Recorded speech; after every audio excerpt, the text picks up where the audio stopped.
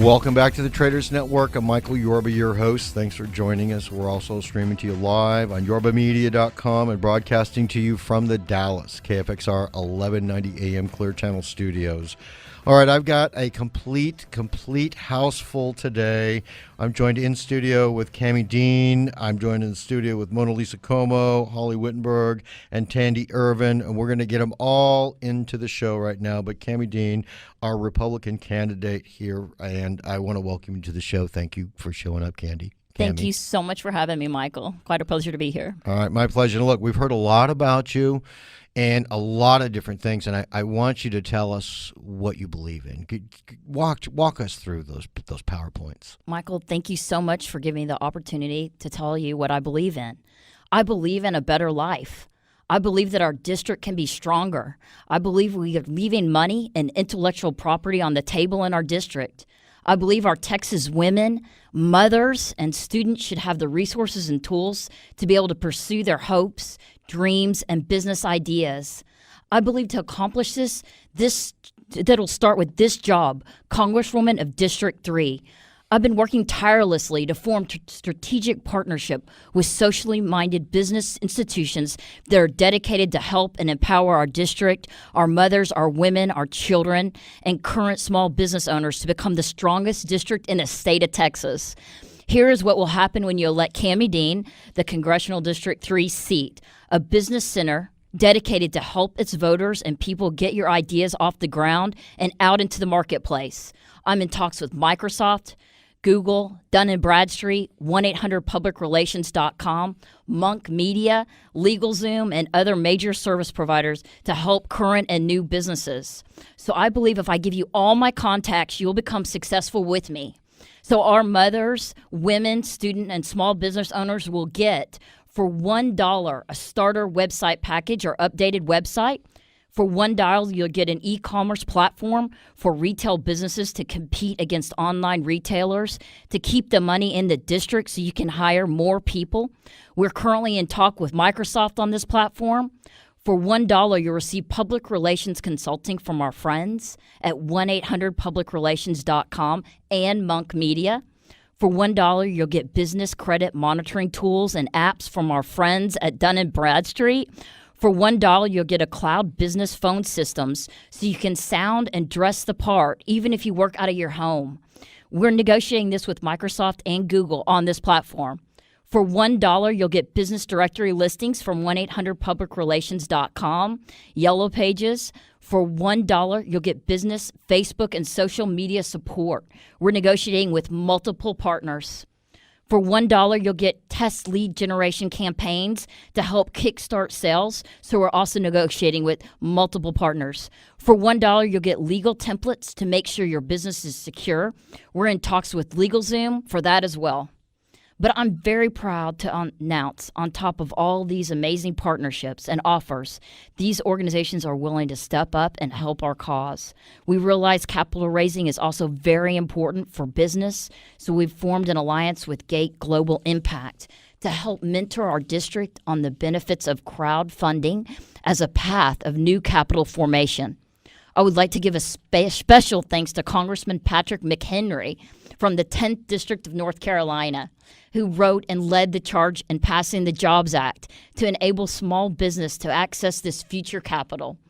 Our district needs updated partners to grow, and it's my promise to you that not only will I continue to maintain the good work of Sam Johnson has accomplished in his 25-year run, but add and build on top of it with these empowerment initiatives and be present locally and in Washington. If you believe in having a better life and believe in the same things I do, then vote Cami Dean. I promise you'll have a stronger district and a better life. All right, Cami Dean, you're my next congressperson. I swear, wonderful, absolutely wonderful. And special thanks to, you're welcome, and special thanks to Congressman Patrick McHenry for stepping up and backing you on this thing. Yes, thank you so much. You have got my vote. Thank you, Michael. All right. Thank you so much. You're welcome. Thanks for coming to the show. It's been quite exciting. Thank you so much for the opportunity. You're welcome. All right, now let's do this. Let's bring in the rest of the people that are in the room. Let's bring in Mona Lisa Como. Let's bring in Holly Wittenberg. Let's bring in Tandy Irvin from Grace After Fire so that we can talk about some of these other issues and some of these things that she brought up, all right? Mona Lisa, is there anything that you wanted to bring up on this? First, I'd like to say, Cami, this is a great initiative. And, I'm a huge advocate, obviously, for small business. And the fact that you are putting this front and center, I'm pretty sure that Chamber of Commerce's would support you along with a number of other organizations to help along and ensure that that DC is focusing on small business. So I want to thank you for that because we need this platform to bring the dialogue back to small businesses. I'm looking forward to working with you as well, and I'm sure there's a number of networking groups that we could get you out to. So, Mona Lisa, thank you so much for that support, and very appreciate it, and definitely it's my pleasure. Absolutely wonderful. Now, there's some business initiatives that you wanted to talk about, Mona Lisa. Bring them up, Sure. And we talked last week a little bit about the plight of the small businesses, so the timing is great with Cami and her platform. We mentioned last week that 17% of businesses receive approvals from big banks and how abysmal those rates are. The banks and the number of banks that continue to exist in the United States. Now let's clear that up. 17% of women-owned businesses. No, 70% of all businesses. 17%. Right now, we're at an approval rate for big banks of approving only 17% of loans for small businesses. Okay, now I'm on track. So if you think about that number and the opportunity for what Cami's platform is talking about is to put the focus back on small business, to weaponize the small business market and the economy. This is what's going to help us. If you help the small business, unequivocally, you're going to help the economy grow. The continued issues that I see small businesses, and love, Cami, for you to continue to help us on this, is the current administration, good, bad, or indifferent, they're not helping small businesses grow. So while this is a great initiative, there are other things like helping us with, the immigration reform, the issues that we're having with, minimum wage. These are all issues that are, and obviously Obamacare. None of this is helping the small businesses. And that's why I'm here. That's it's exactly increasing why their I'm bottom here. line. So working with you and making sure we bring the dialogue back in D.C. to talk about small business. It cannot escape this election year. It cannot wait for the next I presidential agree with you year. completely. Yep, definitely. That's what we need to do. Is there? What are some of the other initiatives that you wanted to bring up to the table? Small business is a big one. It's a huge way to turn the economy around and actually fix the employment problem. Correct. Because entrepreneurs always start out as small businesses. Right. But some of the other things that are on your, let's talk about the lending environment and tightening bank regulations. You haven't seen any changes there?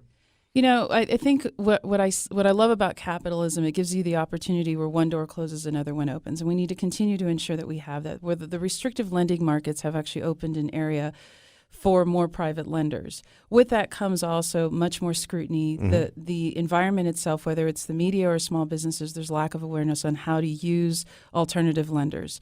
What I'm hoping is that along with the platform with DC and Cami Dean and McHenry focusing on this, is that the small business environment knows that there is more than just the SBA to go to. There's more than just crowdfunding. We are focused as a nation on what makes us so great. That's capitalism, and that is small business. Mm-hmm. And so if we can continue to bring that conversation back to how you fund a business, which is the most important thing for small businesses, is capital. And as long as you're focusing the dialogue on how to help them grow, giving them the tools, the economy will naturally benefit from that. This tightened lending environment is going to continue to suffocate the growth of the United States as well as Texas. Even though we're pro-business, we have to be able to ensure that future legislation, whether it's city, whether it's county, whether it's national or state, we're all working in tandem to continue to stay focused on that. I agree with you. How would you change the current processes that we have that are restricting small business? Do you have any inroads or any thoughts on that? Yeah, absolutely. I think the first and foremost is, and this is pretty provocative, I think we have to change the way we look at small businesses. The way banks look at small businesses today is they look at 3 years past. They say, okay, what you did financially is going to ensure you're going to pay me for the future. We know from 2008 on that doesn't mean anything. Right. The alternative lending market is actually changing that dialogue where they're saying, let's look at things like if you're a restaurant, I know that if your Yelp ratings are pretty good, you're probably going to have clients.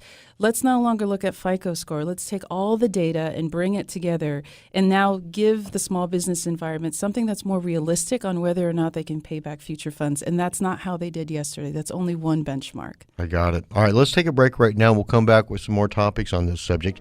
And I want to put special thanks out to Cami Dean, Mona Lisa Como, Holly Wittenberg, and Tandy Urban. And last but certainly not least, Monk Media and 1-800-PublicRelations.com for all their media and PR support. We'll be right back.